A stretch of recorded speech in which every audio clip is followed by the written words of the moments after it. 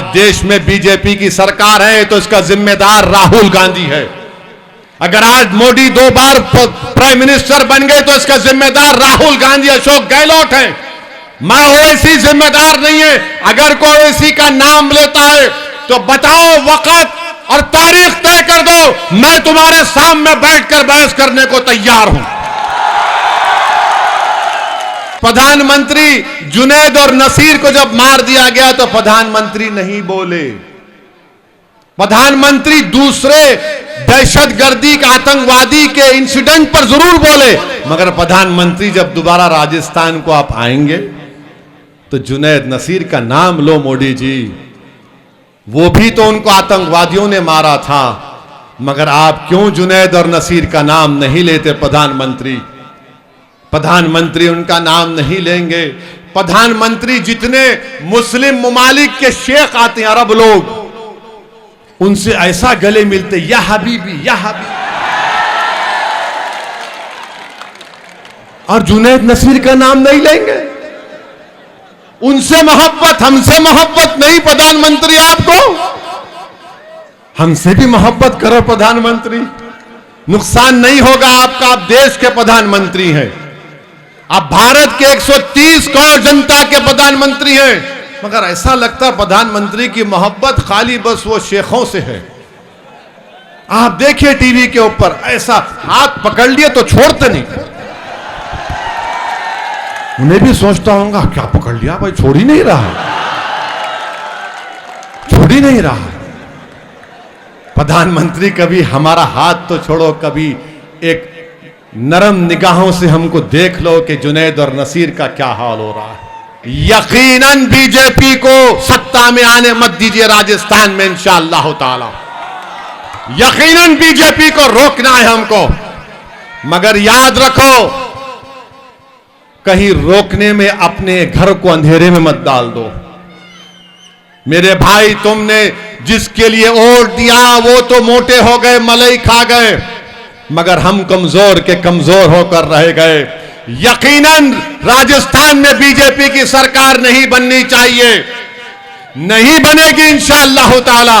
हम भी कोशिश करेंगे पूरा, मगर कांग्रेस के नेताओं को बताना पड़ेगा राहुल गांधी को कि 2018 में तो गहलोत मुख्यमंत्री बन गए, और 4 महीने के बाद जब पार्लियामेंट के चुनाव हुए, मजलिस नहीं थी, जब एक भी सीट पर कांग्रेस का एमपी नहीं जीता। अब कह रहे हैं कांग्रेस वाले ओवैसी तोड़ने आया है। अरे जब तो मैं नहीं था ना, जब तो दूल्हे भाई नहीं आए थे आपके दरमियान में, जब कैसा जीत गया मोदी, कैसा जीता? बात में दम है ना, 100 आने बात है ना। अब राहुल गांधी नहीं बोलेंगे, बोलेंगे आसाराम गए थे, पूरे के पूरे हार गए। अशोक गहलोत के बेटे भी हार गए। मेरा साया भी नहीं पड़ा था, मैं आया भी नहीं था, ना ख्वाब में भी देखा था, मगर पूरे के पूरे मोदी को वोट डाल दिए। बताओ राहुल जी, ये कैसे हुआ? आप मध्य प्रदेश जीते, मध्य प्रदेश में पूरे हार गए सिवाय एक सीट छोड़कर। छत्तीसगढ़ जीते, 2 सीट छोड़कर पूरे बीजेपी जीत गई। कैसे जीती? कौन जिम्मेदार है? आप जिम्मेदार हैं? नहीं, आप जिम्मेदार ना, मैं जिम्मेदार हूं।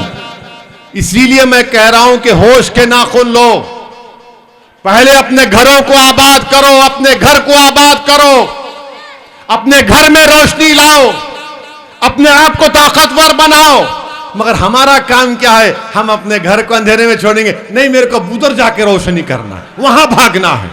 मेरे भाई समझो मेरी बात को, ये जिम्मेदारी का काम सबको उठाना है। 50 साल से हम इनका साथ देते आए। अगर आज देश में बीजेपी की सरकार है तो इसका जिम्मेदार राहुल गांधी है। अगर आज मोदी 2 बार प्राइम मिनिस्टर बन गए तो इसका जिम्मेदार राहुल गांधी, अशोक गहलोत है। मैं ओवैसी जिम्मेदार नहीं है। अगर कोई ओवैसी का नाम लेता है तो बताओ, वक्त और तारीख तय कर दो, मैं तुम्हारे सामने बैठकर बहस करने को तैयार हूं। हां, हमको यह बताओ, राहुल गांधी अमेठी कैसा हारे? मैं नहीं था वहां पर, कैसा हारे वो बताओ। मालूम हुआ कि वहां की जनता ने तय किया हम मोदी को वोट देंगे, तो राहुल केरल गए वायनाड को। वायनाड में क्यों कामयाब हुए? क्योंकि 35% अल्पसंख्यक समाज थे वहां पर।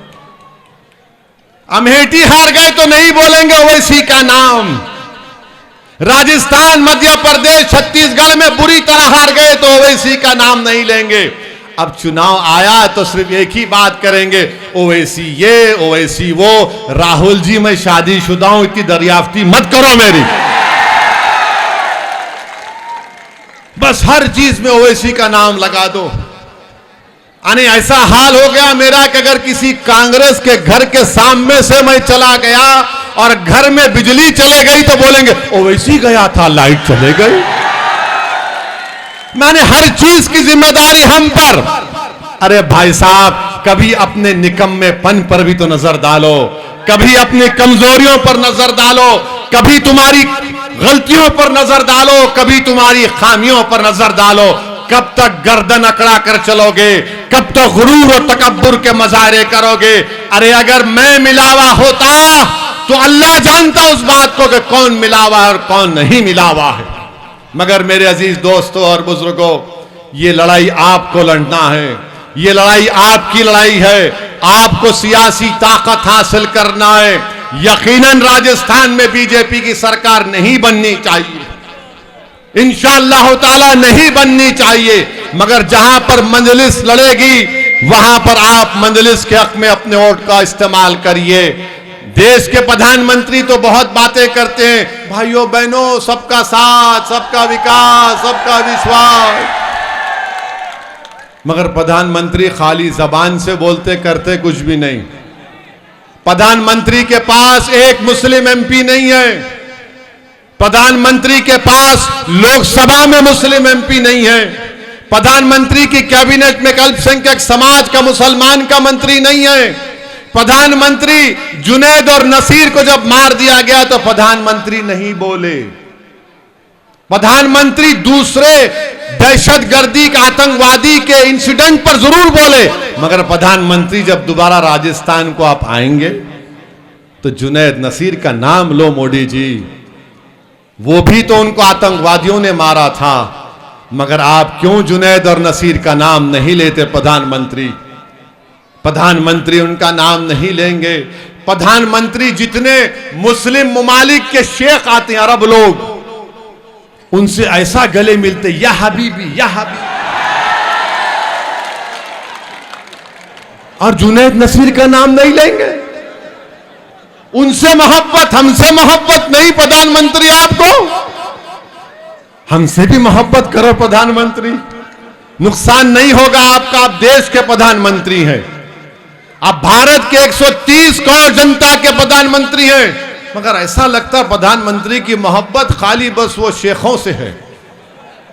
आप देखिए टीवी के ऊपर, ऐसा हाथ पकड़ लिए तो छोड़ते नहीं। उन्हें भी सोचता होगा क्या पकड़ लिया भाई, छोड़ ही नहीं रहा, छोड़ ही नहीं रहा। प्रधानमंत्री कभी हमारा हाथ तो छोड़ो, कभी एक नरम निगाहों से हमको देख लो कि जुनैद और नसीर का क्या हाल हो रहा है। प्रधानमंत्री का भी देख लो, इस विधानसभा में इंसान रहते हैं, कैसे रहते हैं यहां पर देख लो आप, क्या हो रहा है यहां पर देख लो आप। मगर प्रधानमंत्री बोलेंगे भाइयों बहनों, देश की बात करो, ओवैसी देश की बात नहीं करता। मेरे अजीज दोस्तों और बुजुर्गों, हम आपसे आखिर में ही अपील कर रहे हैं कि 25 तारीख के दिन आप निकलिए, अपनी माँ और बहनों के साथ, अपने घर वालों के साथ, बुजुर्गों को ले जाकर वोट डालिए, पतंग के निशान पर बटन दबाइए और इंशाअल्लाह ताला हम आए हैं आपके दरमियान में और आते रहेंगे। जब तक अल्लाह हमको जिंदा रखेगा हम आपके साथ थे और साथ रहेंगे। बहुत बहुत शुक्रिया। अल्लाह आपको सलामत रखे। सलाम अलैकुम।